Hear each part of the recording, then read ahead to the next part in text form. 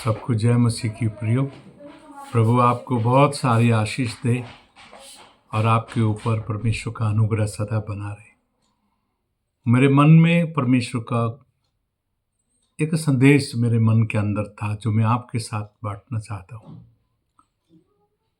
इस जगह पर 1997 में परमेश्वर मुझे लेकर आया और तब परमेश्वर ने मुझे सिखाया इस संसार और उसके पाप से पृथकीकरण कैसे करना है। परमेश्वर हम सबको जो बुलाता है सबसे पहले हमको पृथक करता है। अब इस पृथकीकरण में दो तरह के पृथकीकरण, एक मनुष्य स्वयं करना चाहता है, अपने आप को पृथक करता है। हम सोचते हैं कि वो वाकई ईश्वर के द्वारा डिवाइन पृथकीकरण में है, लेकिन नीति वचन 18वां अध्याय का पहला पद अगर पढ़ेंगे तो उसमें लिखा है कुछ लोग अपने आप को अलग थलग करके रखते हैं ताकि अपने अभिलाषाओं को पूर्ति कर सके। लेकिन जब डिवाइन सेपरेशन परमात्मा करता है, प्रभु जब डिवाइन सेपरेशन करता है तो उसके डिवाइन प्रतिफल भी होते हैं। तो हम इस प्रकार से कुरिन्थियों की पत्री में जो दूसरा कुरिन्थियों 6वां अध्याय के 17वें पद में लिखा है, उनमें से अपने आप को अलग करो, उनमें से निकलो। आप अगर प्रेरितों के काम दूसरा अध्याय पढ़ेंगे तो वहां लिखा है तुम टेढ़ी जाति से अलग रहो। अब्राहम को परमेश्वर ने उस टेढ़ी जाति से अलग बुलाया, पृथक किया, लेकिन वो डिवाइन पृथकीकरण था, वो ईश्वरीय पृथकीकरण था। उसको परमेश्वर ने बुलाया, वो अपने घर को, धन को, दौलत को, नाम को, शौहरत को, सबको छोड़ करके परमेश्वर के लिए पृथक हो गया। यूसुफ को परमेश्वर ने अपने पिता से अलग किया। सोचिए कि अगर वो अपने पिता के साथ ही रहता तो क्या मिस्र का प्रधानमंत्री बना होता? कभी नहीं। अपने भाइयों से, अपने पिता से, अपने पिता की भूमि से परमेश्वर ने उसको पृथक किया। और एक दिन उस पृथकीकरण के अंदर में एक दिन मिस्र का प्रधानमंत्री बन गया। परमेश्वर की क्या इच्छा है? आप अगर उत्पत्ति का किताब 13-14 में भी पढ़ेंगे तो अब्राहम पूर्ण तौर पे संपन्न और समृद्ध हो गया। उसको जो परमेश्वर का जो वायदे थे उसके जीवन वो तो पूरे हुए ही, लेकिन इसके अलावा वो समृद्ध भी हुआ, संपन्न भी हुआ, भरपूर भी हुआ। और यूसुफ भी ऐसा ही हुआ। सो परमेश्वर आपको जब पृथक करता है तो आपको अपने अनुग्रह से भरना चाहता है, आपके ऊपर अपनी महिमा को देखना चाहता है। मूसा 40 साल पृथक रहा, अब्राहम 25 साल पृथक रहा। मूसा के ऊपर परमेश्वर का अभिषेक था, उस अभिषेक में उससे चलाया। पढ़ने में आता है कि मूसा के साथ चलने वाले इजरायली, कोई उनमें लंगड़ा नहीं था, कोई उनमें अंधा नहीं था, कोई भूखा और प्यासा नहीं था, क्योंकि परमेश्वर का अभिषेक मूसा के ऊपर था। अब जब हम पृथक होते हैं, परमेश्वर का वचन इस प्रकार हमें सिखाता है प्रकाशित वाक्य का 18वां अध्याय के 4 पद में, ताकि उनकी विपत्ति हमारे ऊपर ना। परमेश्वर का पहला इच्छा उनमें से अलग करके हमको सेपरेट करने के लिए, ताकि इस दुनिया की विपत्ति हम पर ना आ जाए। प्रकाशित वाक्य 3 अध्याय का 9-10 पद कर पढ़ेंगे तो परमेश्वर का वचन में लिखा है, क्योंकि तूने मेरे वचन को थाम के रखा है, इसलिए मैं भी उस परीक्षा की घड़ी में जो संसार के लोगों पर, इस संसार पर आने वाले, तुझे थाम के रखूंगा।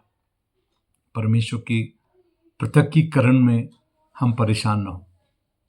मैं जब पृथक किया गया, सब कुछ होते हुए भी एक दिन मेरे पास पहनने के जूते भी नहीं थे, खरीदने के लिए एक पैंट पर लगाने वाली मेरे पास बेल्ट भी नहीं थी। वो भी मैं मार्केट से 2 रुपए का नाड़ा लेके अपने पैंट पर बांधा। लोग कहते होंगे कि चावल का पानी पी पी के, लेकिन मालूम नहीं उन्होंने पिया कि नहीं पिया, लेकिन मैंने शाहपुरा में चावल का पानी पिया। लेकिन कभी भी मुझे इस बात का दुख नहीं हुआ कि मैं कहाँ था और कहाँ आ गया, कभी नहीं। क्योंकि मुझे इस बात का आनंद था, चाहे मेरे पास दौलत ना हो, लेकिन मेरे पास परमेश्वर का अनुग्रह है। और वो मुझे केवल पृथक नहीं किया, मेरे को आइसोलेट भी किया, शोधन भी किया मेरा। जब आपको परमेश्वर पृथक करता है तो आइसोलेट भी करता है। आइसोलेट का मतलब है आपको शोधन करना, आपको मथना,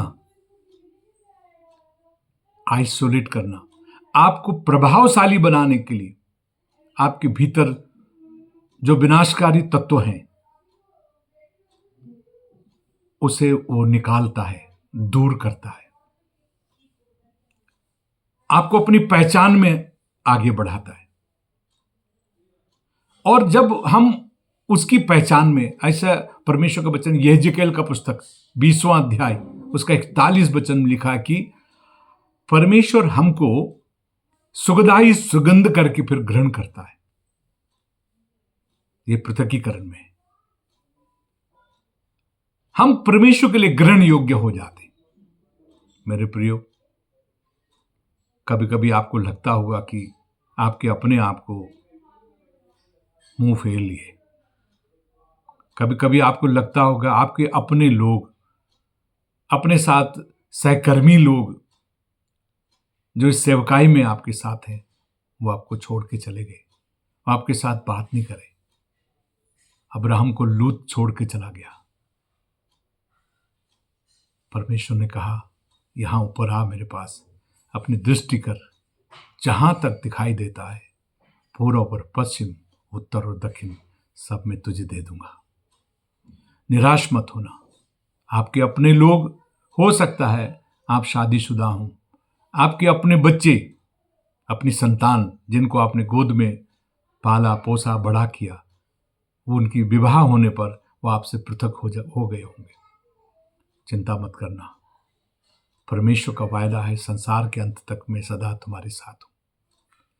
वो केवल हमको बनाना, उसका नाम है सृजनहार परमेश्वर यहोवा। वो हमेशा आपको सृजन करता रहता है, बनाता रहता है। बस आइसोलेशन में शोधन जब वो करता है आपको सिखाता है कि आपकी निर्भरता लोगों पर थी, बैंक पर थी, दौलत पर थी, उनको सबको वो काट देता है। वो अपने ऊपर आपकी निर्भरता को रखना सिखा देता है। मुझे मालूम है, जब मेरे बड़े बेटे की शादी हुआ, 24 तारीख की उसकी शादी थी और 23 तारीख तक मेरे पास 1 रुपया भी नहीं था। खाना बनाने वाले ने मुझसे फ़ोन किया, मैं अभी पहुंच रहा हूं, आप सामान ले आए होंगे। मुझे ये नहीं पता था कि वो सामान विवाह में 2 दिन पहले चाहिए। मेरे पास कुछ भी नहीं था, लेकिन परमेश्वर ने एक व्यक्ति को उसके मन में तैयार किया। वो मेरे घर पे आया, मेरे पीछे से मेरी पत्नी के हाथ में 1 लाख रुपए दे गया, कहा कि मैं उनका मित्र हूं। 15 साल पहले हम दोनों साथ साथ थे, लेकिन बीच में हम मिले नहीं। 3 महीने पहले एक कार्ड मिला था मुझे शादी का, तो मैं इस विवाह, लेकिन मैं ज़्यादा देर ठहर नहीं पाऊंगा, मुझे कोई खास काम के लिए जाना है, ये पैसे उनको दे दीजिए। आप क्या समझते हैं, जिस परमेश्वर ने मुझको अब्राहम की तरह बुलाया, वो परमेश्वर, भजन संहिता 138 का 8 में लिखा है, वो मेरा यहोवा परमेश्वर मेरे लिए सब कुछ पूरा करेगा। मेरे प्रियो, हम विश्वास की सीढ़ी से जब आइसोलेशन परमेश्वर हमें रखता है, जब शोधन में रखता है, तो विश्वास से हम भरोसे की तरफ आते हैं। विश्वास को फेथ कहते हैं और भरोसे को ट्रस्ट कहते हैं। और जब हम भरोसे पे आते हैं तो हम प्रतीति पे आते हैं, उसको कन्विक्शन कहते हैं। और प्रतीति कहता है मेरे लिए सब कुछ पूरा हो गया। आप अपने विश्वास को प्रतीति तक, अपने फेथ को कन्विक्शन तक लाइए। और परमेश्वर जब आपको आइसोलेट करता है, जब शोधन करता है, आप खामोशी के साथ अपने परमेश्वर के साथ बने रहिए। इस बात पर विश्वास कीजिए कि एक बड़ी योजना, एक बड़ा दर्शन आपके लिए परमेश्वर ने रखा है। आप परमेश्वर के साथ सहकर्मी होकर जब काम करेंगे, आप आनंद से भर जाएंगे। आपको खुशी होगा कि मैं परमेश्वर का सहकर्मी हूं। परमेश्वर अपने राज्य के लिए, अपनी महान आज्ञा के लिए मुझे बुलाया है। प्रभु आपको आशीष दे। Thank you so much. मेरे हृदय में था, मैंने आपको उसे साझा कर दिया। इस पर मनन करें, प्रभु के नाम को महिमा करें। Thank you so much. God bless you.